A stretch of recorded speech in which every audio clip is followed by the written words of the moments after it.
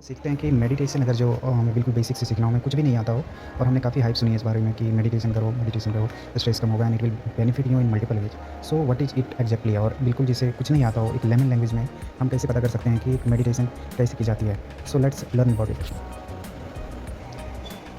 तो ये एक एआई है ग्रोक करके। सो इसके लेटेस्ट वर्जन से मैंने पूछा है कि मेडिटेशन जो बिगिनर को करना हो तो कैसे करना है। तो स्टार्टिंग में जो इसके हिसाब से फर्स्ट चीज़ जो हमें करनी है, तो सबसे पहले आपको एक शांत सी जगह चूज़ करनी है। सपोज़ ये आपका घर हो सकता है, आपके घर के कोना हो सकता है, कोई रूम हो सकता है, पार्क हो सकता है, या किसी भी जगह जहाँ पे आप कंफर्टेबल हो, जहाँ पे पीस हो। तो पहले सबसे पहला जॉब में ये करना है कि हमें एक पीसफुल प्लेस ढूँढनी है।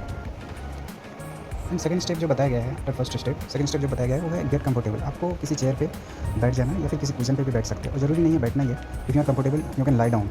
इट्स ऑल अबाउट कि आपको कंसंट्रेशन अपनी बढ़ानी है, तो ज़रूरी नहीं है कि एक पर्टिकुलर अवस्था में ही बैठनी है।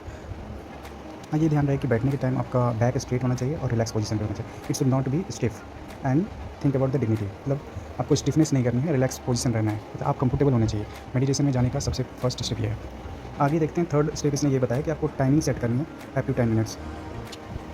The fourth step is focus on your breath. Close your eyes if you like and notice your breathing. Feel the air move on through your nose, feel your chest और बेली एंड फ्लोर।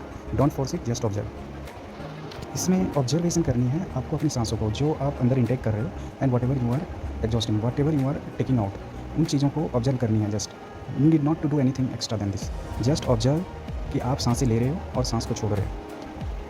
इसमें ये भी बताया कि हो सकता है आप जब ये चीज़ें कर रहे हो, जब अपनी सांसों को आप ऑब्जर्व कर रहे हो, तो आपका माइंड ड्रिफ्ट हो जाता हो, तो दूसरे टॉपिक के बारे में सोचना शुरू कर देता हो, या कहीं भटक जाता हो, आपको काम के बारे में याद आ जाता हो, अपनी पास्ट चीज़ों के बारे में याद आ जाता हो, या फिर फ्यूचर के बारे में सोचना शुरू कर दे। तो दैट्स वेरी नॉर्मल थिंग। लेकिन इसमें बताया गया है कि आप उन चीज़ों को बिल्कुल नॉर्मल कंसिडर करके उससे वापस आपको ध्यान खींचनी है, और जो आप कर रहे हो मेडिटेशन पे दोबारा आना है।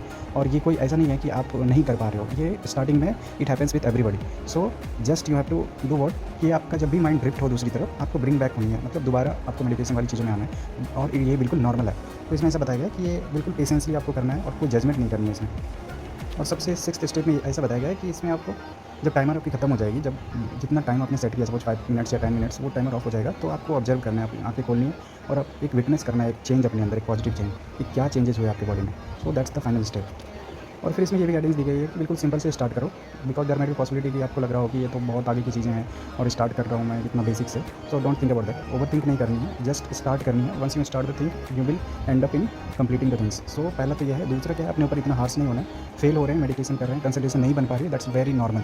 ये आप सक्सेस होगे, तो that's the second thing that you need to keep in mind. And the third क्या है कि आपको यूट्यूब से गाइडेंस ले सकते हो, various applications are there. So that's the basic thing. First step ये है, अगर जो आपको कुछ पता नहीं है, बिल्कुल बिगिनर हो मेडिटेशन में, सो that's the thing you can follow.